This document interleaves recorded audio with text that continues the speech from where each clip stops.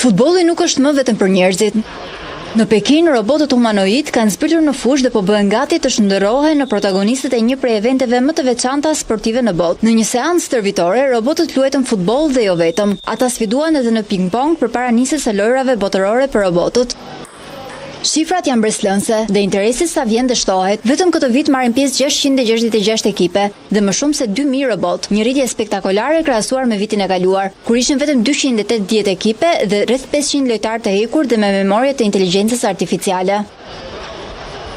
Në garë janë edhe ekipe ndërkombëtare nga 16 vende e rajone në 6 kontinente, përfshirë fuqitë e robotikës si Shtetet e Bashkuara, Gjermania dhe Japonia.